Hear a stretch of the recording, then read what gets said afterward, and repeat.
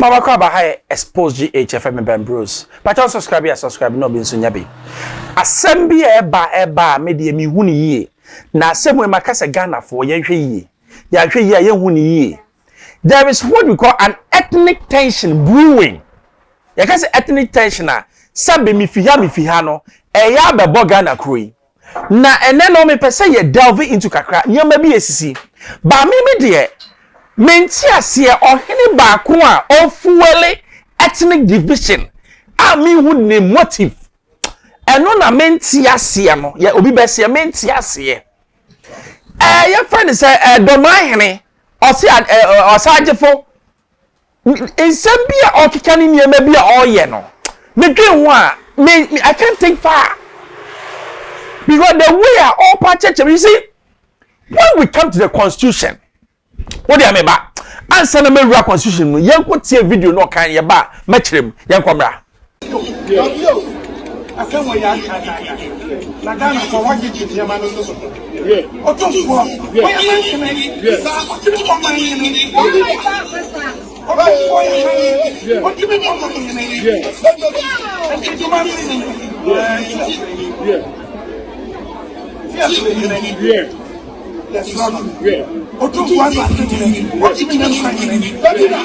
so far I made the president of the Bono Regional Association.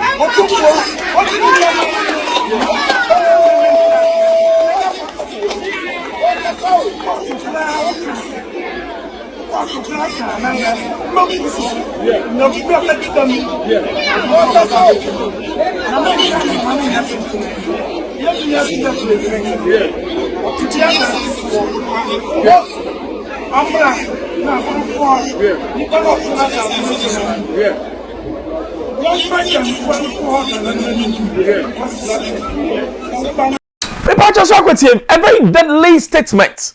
Now you see, me pacho obian ko into the constitution. See ya. Na onhwe ahemfo de no. Asem bi wo hon mo ka.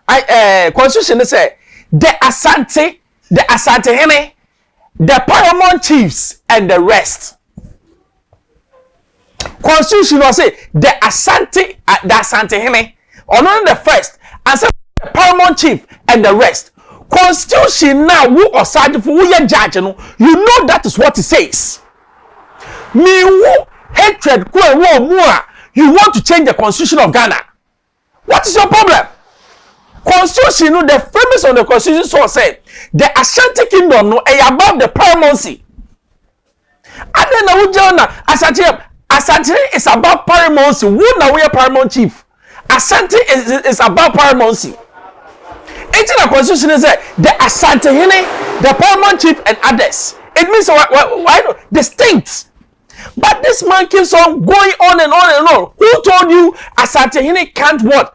Appoint what? A paramount chief. He has been doing it for years. If you don't know. Now, can't you have the sense to tell this man, say, or bring you what we call an ethnic what? Division? Are you that dumb? Because what you stand to gain, say every day, and Asante, I said, what has the Asante done to you? Has it come to you? You think you can go on and say, Massa, you have to be careful. Na send me okikan kanon o say ka bibi bi person san foti e ba mesa fire no yan komra akono ko na no o hu ki obodo na me kaya no do man pese bi pa na ko so so bi on ma bi so many work no dey no see am na mo me me ka no se sabi mpo bia papa asante po ko na kase e wuya no no tra na mo ni le lewu Obi make say, hey, na di asuni. Ohine a paramount ohine wo say, wo de ya pa say, ye fa me wo so. Me pa cho say wonnim, ni enti ye di ohine de nka bom na eba. O de mpuntuo na eba. Ohine kasa ehwo te. Na wo kasa na kasa de ehwo te.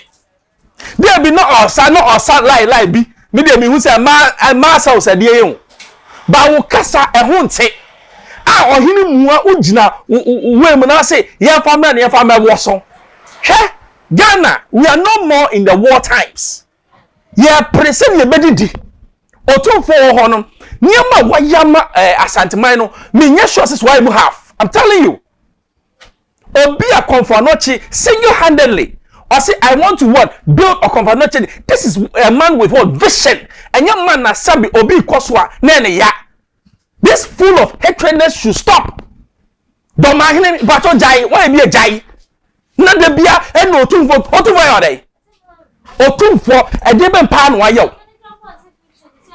Ade no ayo. E na no Otumfour yode. Hwawo man no bu man. Sa wo man ya hwaso na bu so. Asante is a kingdom, and every kingdom has a king. Why we are judging? You know the constitution, and you know say the constitution says Asante Hene, paramount chiefs, and the rest. So the constitution places the Asante Hene above all the what? The chiefs into a king. Upo a king. Me come here say who na also a king. Me the or a king. It is a no na bedi edi. Enu na bedi a de bia ubo your friend say festival na one boss Asante din a na che say ade na nim e hatred and it will take you anywhere. Ghana we need peace and yet sa anya money ma we hia ye mpuntuo no wie no na ohima bi obai wo say ye bo mani bi ye omobo na mane no utie mu a uhu nkofo ehye asantefo ase sa mane no bunufo bobi asantefo bobi ye klape for so ye bobi na person ko tie ni tie nsam no na wi obeti ni tie Asante Hene say oka asama opa fa kokot bia anyina ye ko tie mra na Dormaahene ehye na se a adenti na wonyi nie e kire mu bibi ye bon nananom eye aduanafo mrane se aduana ma ansasa sereku nana kwanse bu akwanana Dormaahene nana wo twa asama asanteman chebi kankanfo nana esuminya oduro ni mapawde hye konkon kumewu berima asemedu sechi nana bodomo asidwenti ono oni wo koje na pakan ampakwa akuduane akuekon saponde hye konkon nananum aduanafo se bi ebu se bi epiafo omo na yenhia wo mo anke ensoja mpo ne adidi chebe nkukwa wotu anasi ebuo odoto bribia na se enwunu ye kire bia na ba omo nchiri free Asante esumenya kuro bia kodi Asante toka Asante madi chiri moja didi akoma ye enchiri mpopo ene doma ahinkuro ehene nana ajeman bedu nana se wo ya Asante nia eye esumenya ka Asante ho eye Dormaahene nana wo nana Dormaahene nana no one twa asade ma Asante man ade na wantwa mfa ma eye Dormaahene na wo twa de ma Asante man tisi wo twa de ma Asante man dia woni wo pani nam ana woni wo hene nam asabe mpraduasa wo hene no enye wo ne betwa sa ade ama sabe eye ne chiame anasa na kora anasa na funa ai ma na di nachi wo hene ena ye twa sa ede ma no enti Dormaahene nana on the chance at the mass Asante man entity asia na church wo mindful say wo ya Asante ni ba to patna ena mo otu kasa ne sesa keke enti se Asante mawura e ka kire wo say wo ya Asante ni a enfum so be ne wo mu wo maye nyina ye mfa wo dontena se o na prayo wo yi ba ko a enebuo wo yi o kambo mu a emu twrebu akodua yadiniti eje Asante man wadiniti eje Asante man no twrebu akodua ya Asante ni people just what brand no chire exactly where the Asante kingdom starts and where it ends e chire conform mo hye nase na so far no Dormaahene niama waye nyina na metu we breakum hene so one who say he has been reinstated in the House of Chiefs. Whether you like it or not, he has been what? Reinstated.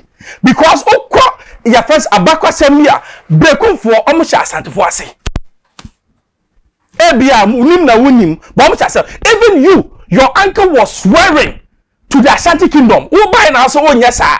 Asante ne say any problem. So updating Asante ne. Me pacho. Baby will be a gentleman. Say Ghana ye here puntu. Ghana ye here sumdwe. Senya wo kasa ne wo ne ye no emfa asumdwe embra oman yi Dormaahene me pacho Emfa asumdwe emro mahi. Ni awu ye no pese wo ya na one day. Asante for so sorry say enough. Ba yen twem ma bi endu. Ye beka no kra che say enough is enough. Empanifo mo wo ekwemu. Asofo ni we mo fed Dormaahene na mo warning no na mo kan che say enough of those things. Emwo man no. For mining come bia whether or your kino or your paramount chief or a day he has been what progress to people. It also tina ho up from king and fire home. Bring progress to your people. Bring progress to your people. And you wuna so baby and ye bearded that. Ye bearded that. Maybe yes antini but idea da hon esieka. I expose you, Chef Bruce. Also subscribe no be sunya be manuel. Bye bye.